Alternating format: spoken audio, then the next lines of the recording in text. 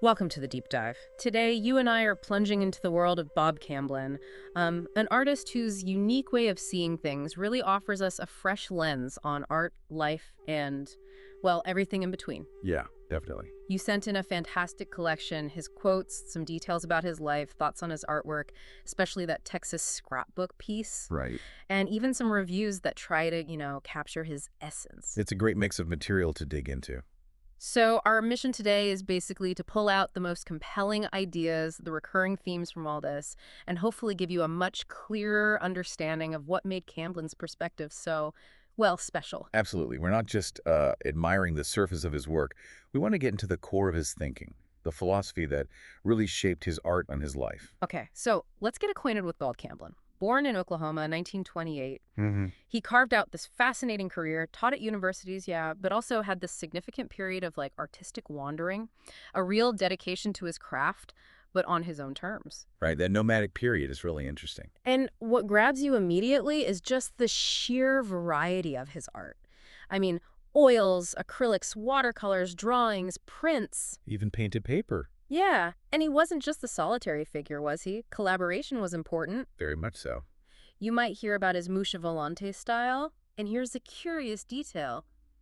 He often chose to sign his pieces anonymously. Which is quite striking, isn't it? It really is. It makes you wonder, doesn't it? This deliberate choice to step away from, personal fame. It certainly does. It hints at a deeper philosophy, maybe a de-emphasis on the individual ego.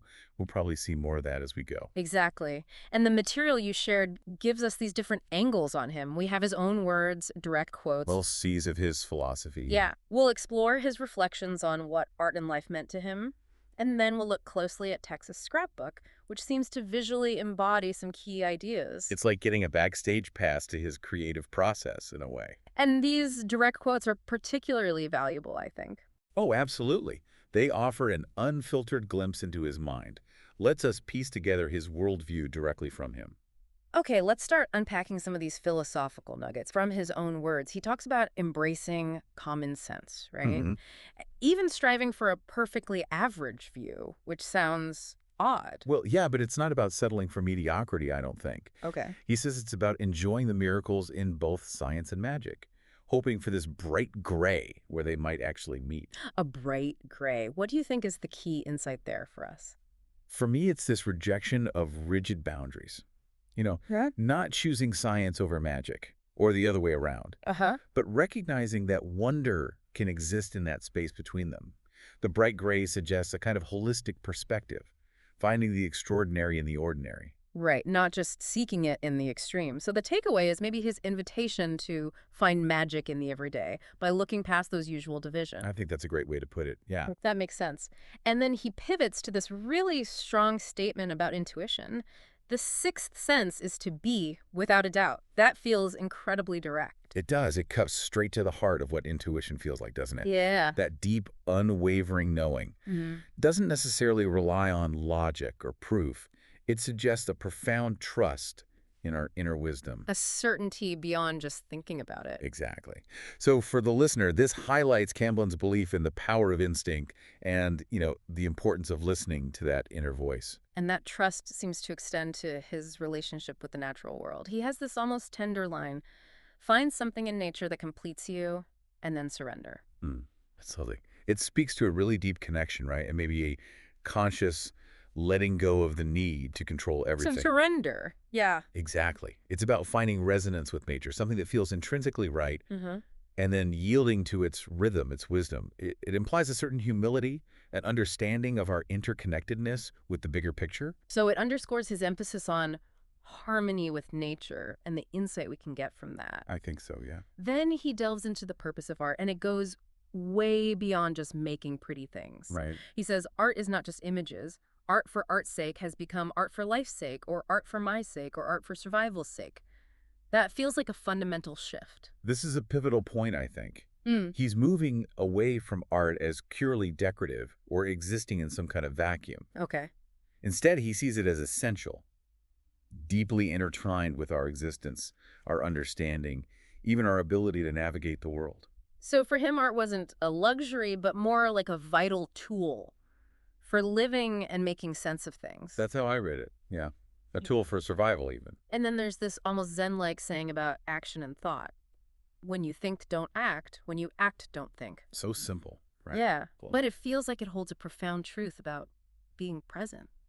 It speaks directly to mindfulness, I think. Yeah. Being fully present in whatever you're doing without Yeah. all the mental chatter. Hmm. It suggests there's a time for contemplation and a time for direct engagement, and trying to mix them up just diminishes both. So it emphasizes his appreciation for focused attention, being fully in the moment. The power of being fully in the moment, yes. He also offers these really evocative, almost poetic observations.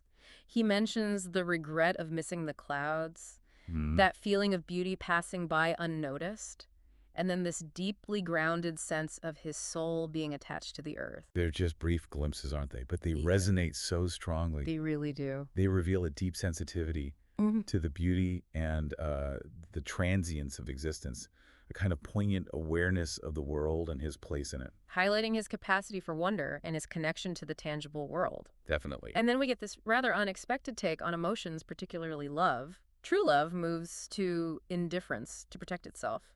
That's surprising. It is. It suggests a kind of self-preservation mechanism within intense feeling, a way to navigate the vulnerability of deep connection. So, not a lack of love, but maybe a necessary emotional distance that comes up as protection. Perhaps. It offers a more complex view of love, suggesting that even deep affection might involve a degree of, well, self-insulation. Hmm. Okay, finally, this idea of finding the power that is no power by stepping off the train of thought. That sounds like a direct invitation to quiet the mind, doesn't it? It really does. Precisely. It echoes a lot of meditative practices, No. trying to transcend the constant stream of thoughts to access a deeper awareness A state of stillness. where true insight can arise. Yeah, it's about finding strength and clarity, not through constant mental activity, but through its absence. So it points to his understanding of inner quietude and maybe the limits of just thinking all the time. The limitations of overthinking. Yeah. Exactly. So these quotes really do give us these fascinating, fragmented insights into his way of seeing the world. They absolutely set the stage. Now let's turn to Texas Scrapbook. Based on the excerpts, it sounds like this painting is almost a tangible collection of memories from his time in Houston, right? Mid-70s. Yeah, that's the period. Can you help us visualize it? Okay, so imagine a surface. Looks like a well-used scrapbook, or maybe a bulletin board, Right. completely filled with different bits of paper. You'd see sketches. Notably, a postcard with a longhorn against a green background. Very Texas. A clear nod. Yeah. Then there are scribbled notes, quick little drawings, maybe fragments of addresses. And the background behind all this is quite muted pencil, faint washes. So the fragments really pop. They really stand out. It's almost like looking at a moment frozen, captured. It sounds like a visual excavation of his personal history. The excerpts mention sketches and scribbles related to Houston, enigmatic text, and even a subtle self-portrait tucked away in the corner. Upper right, yeah. The presence of that hidden self-portrait suggests introspection, doesn't it? Yeah. Like he's placing himself within this collection of his own past. Oh, okay. And the diverse items, notes, drawings, the postcard, it really functions like a visual diary, capturing those fleeting moments, casual thoughts, sparks of inspiration. The artist's daily experience. Exactly. It's like getting a glimpse into the often messy reality of the creative process. And that Longhorn postcard seems particularly significant.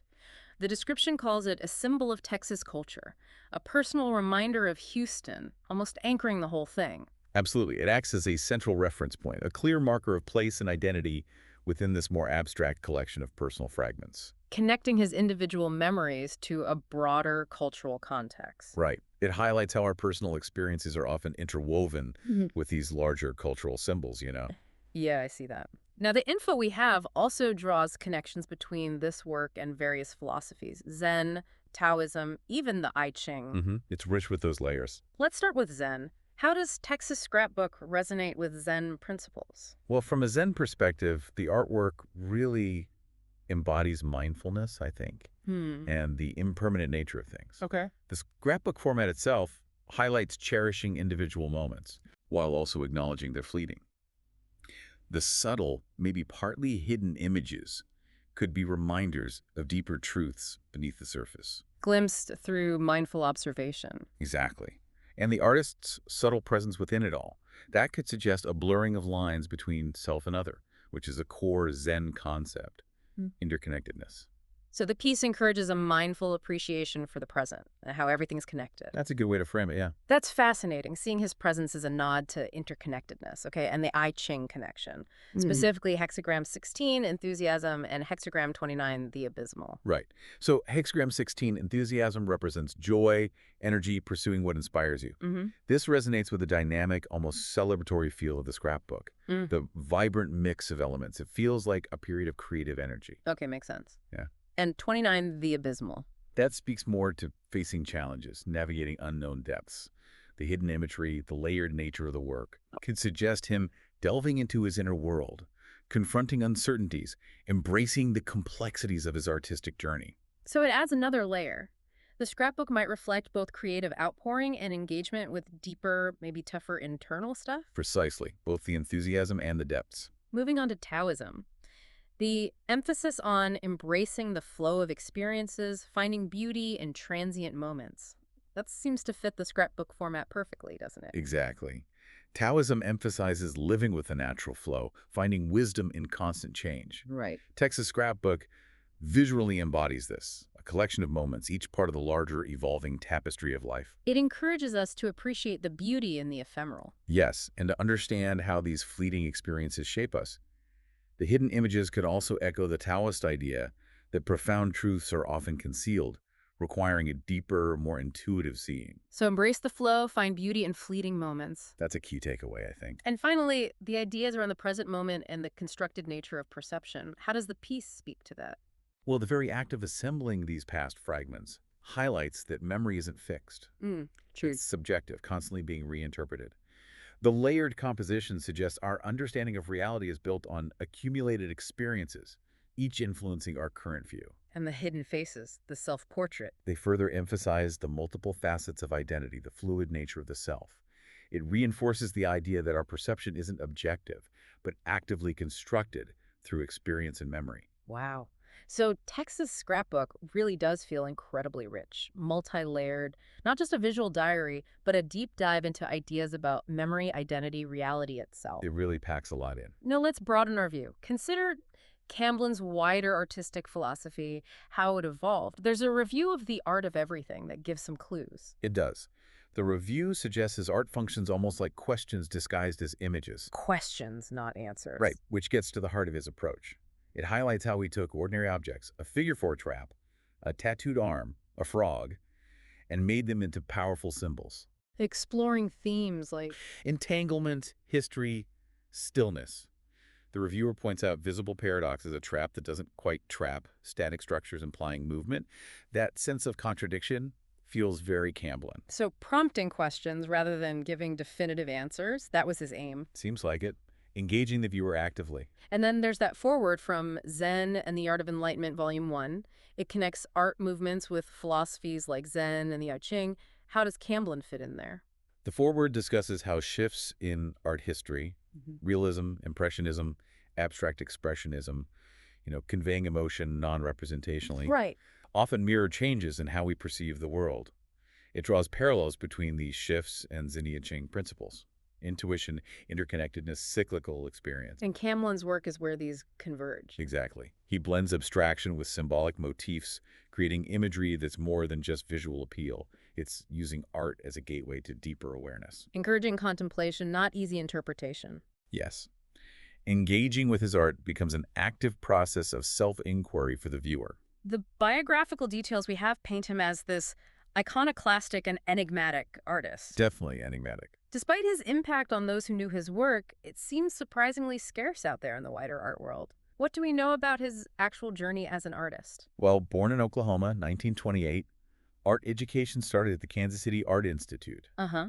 Then a Fulbright took him to Italy, huge influence, Italian art history. Right. Came back, taught at universities for a while, but then, 1976, he makes this big decision. Leaves academia. Leaves academia, dedicates himself entirely to art, embraces that more nomadic lifestyle, traveled around. And the diverse output, signing anonymously, contributes to the mystery. Absolutely. And the scarcity of the work just adds to the intrigue, the demand, when pieces do show up. And his artistic evolution sounds quite remarkable, moving from abstract impressionism to this very distinctive Mouches Volantes style. Can you describe that? Yeah, he started more in abstract impressionism, But in the 70s, he developed Muchas Volantes, Influenced by. Dada, surrealism. Mm-hmm. Think rejection of logic, absurdity, dreams, the subconscious. Okay.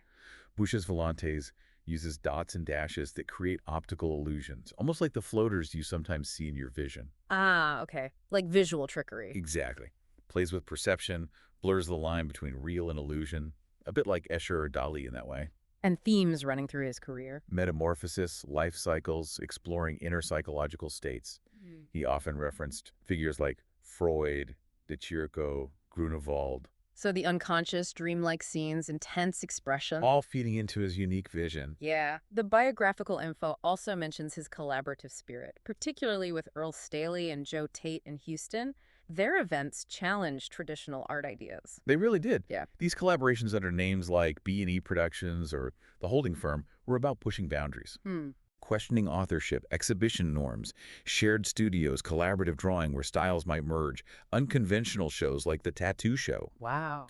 The focus was often on the process, the act of making art together, not just the finished piece or individual credit. And his belief in subduing the ego was key. Central to it. Yeah. Often led to them signing joint works anonymously.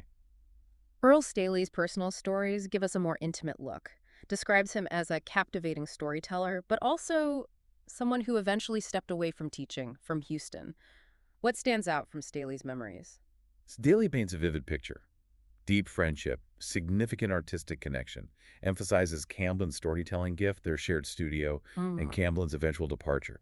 But what's really revealing are Camblin's views on exhibitions. Ooh. His desire for the artist to control the whole environment, to stop the work being judged out of context or compared directly with others. Interesting. And he had this strong aversion to painting for money, sometimes even refused payment, really underscores his commitment to artistic integrity over commerce. So those anecdotes show his strong principles, his desire to protect the purity of his vision. Yeah, a glimpse into his core values. Staley also mentions Camblin's seemingly simple approach, faith and good work.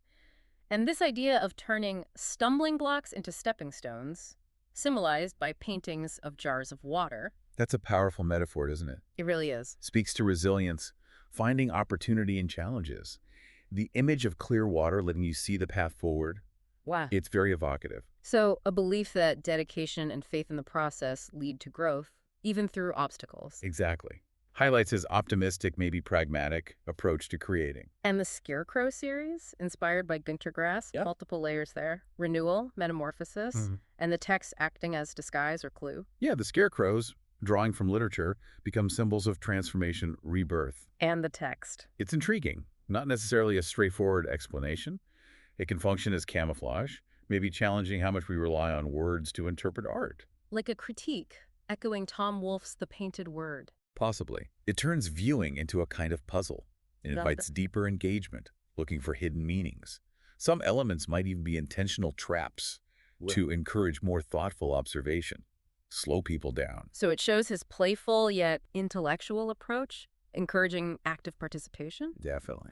Staley also touches on early works about social protest, later inspirations like Cremoni, Etruscan figurines, his return from Italy influenced by Byzantine, medieval art, his shift to large-scale drawings as finished works, just constant evolution. Absolutely. Early social concern, then deep dives into art history, modern Italian painters, ancient Etruscan art, the spiritual depth of Byzantine medieval work, always seeking new expression. And the large drawings showing growing ambition. And recognizing drawing as a major medium in itself.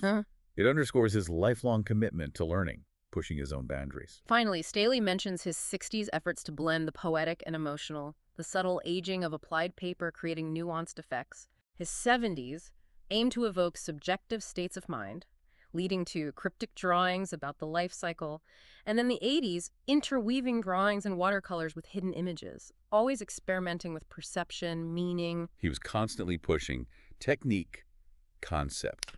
His evolution shows this relentless pursuit of new ways to articulate complex ideas, engage the viewer on multiple levels, Often requiring us to look beyond the obvious. to uncover deeper layers of meaning, subjective experience. It highlights his dedication to innovation, his understanding of art's power to connect to the inner world. Well, this has truly been a deep dive into the fascinating world of Bob Camblin. It really has. To bring it all together, it seems clear he was an artist who just defied easy labels. constantly merging philosophical inquiry with visual exploration. Right. His work doesn't offer simple answers, does it? Instead, it invites us as viewers to question our own ways of seeing, embrace paradoxes, find deeper significance in the ordinary. And Texas Scrapbook really stands out as this rich microcosm of his broader concerns: memory, identity, the changing nature of experience, the connections between inner and outer worlds. Precisely. He wasn't just making static objects for passive viewing.